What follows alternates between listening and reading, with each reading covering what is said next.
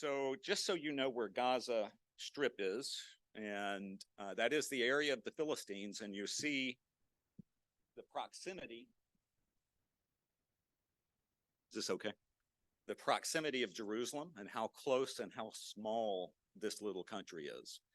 I will say that if you study the history of Israel, modern day Israel, this is really complex.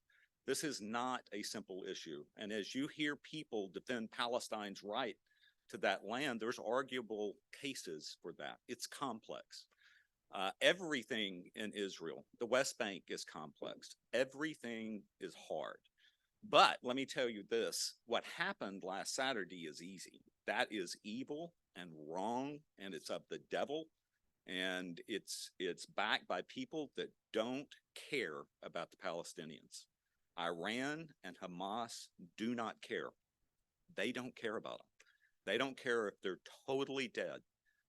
Iran is backing Hamas in attacking Israel because they're about to sign a treaty, because Israel and Saudi Arabia are about to sign Abraham Accords. And Iran wants one thing. They want images on TV of people going into Gaza Strip and blowing up things, and they want to turn the narrative away so that there'll be political pressure for Saudi Arabia not to do this. And they don't care about the Israelis, about the Jews that they kill, and they don't care about the Palestinians that are going to die because of this. Iran doesn't care. They don't care. They are Shias. They hate the Sunnis in Saudi Arabia, and they don't care about the Palestinians. They are funding Hezbollah in the north, which is a Shia terrorist organization, and they're funding Hamas in the south. Hamas's charter is three things primarily. One, to kill the Saturday people, which are the Jews. Two, to kill the Sunday people, which is us. And three, to establish a worldwide caliphate.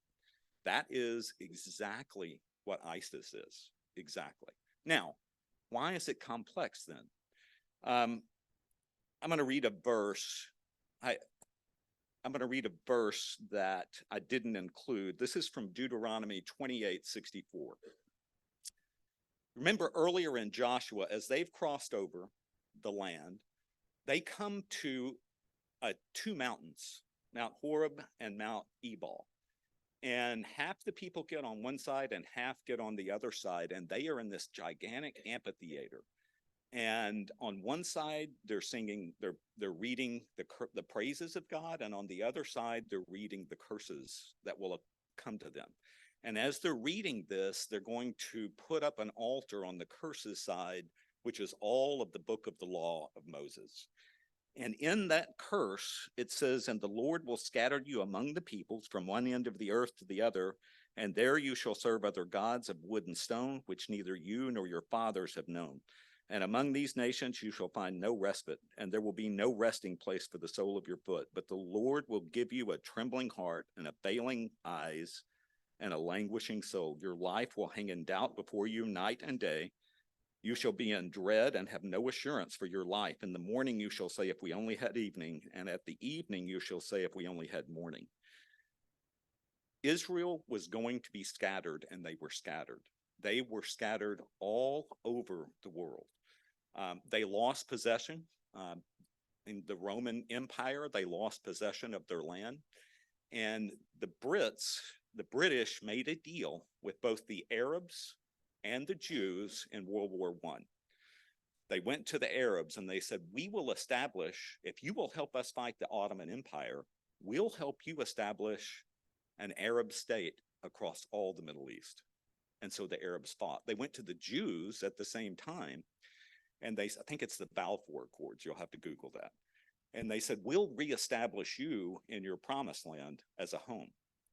And they didn't do either after World War I. And the Arabs look at Israel and say, why in the world, if they've lost their land, do they have the moral right to be there? So it's complicated. It's really complicated. Regardless, the Bible prophesies that Israel will be there in the end times. And regardless, Israel does exist, and it has been a moral government. And so in 1948, after there had been something called the British Mandate, where everything was split up like this. And everything was divided. And we roll forward to like 1947, and they decide we're going to establish two states. We'll have Israel and we'll have Palestine. Israel says, okay, we're in. The Palestinians, no way. Hamas, no way. We're not doing that. We do not recognize their right to exist. And so in 1948, multiple nations attacked Israel in surprise, and Israel hit them hard and defended themselves. In 1967, you had the Six-Day War, where Egypt and Lebanon and Syria all attacked at the same time, 4 nations.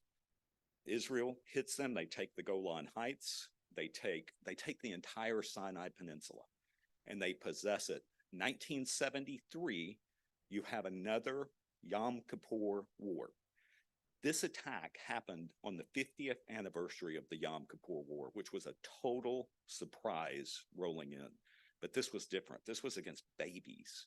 This wasn't military forces coming in. This was cutting off heads, raping, and it also happened immediately after the festival of Sukkot, which we've talked about. Sukkot is a holiday set aside to recognize what God has done for us.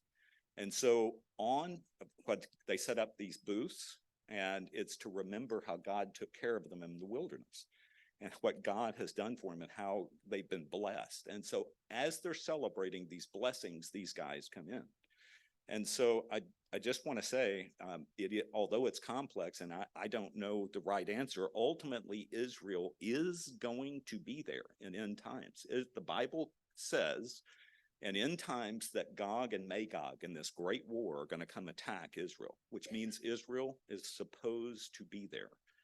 And the Iranian influence in the Middle East is a total cancer in my perspective, and I follow it extremely closely because it borders our operations in Kurdistan.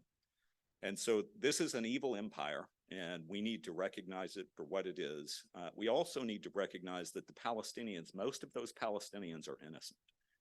Unfortunately, because of the programming of Hamas, current polling says 50% of the Palestinians support terrorist attacks against Israel.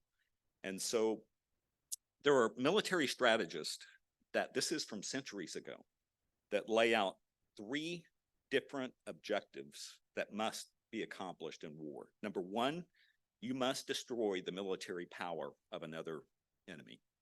Number 2, you have to conquer the territory so that power does not emerge. When they're rolling into Gaza, they have to capture that territory. And it's going to be devastating for civilians. And the world is going to say, this is too far. And last, you have to subdue the will of the enemy. They must completely destroy Hamas, or it'll be an existential threat for years to them.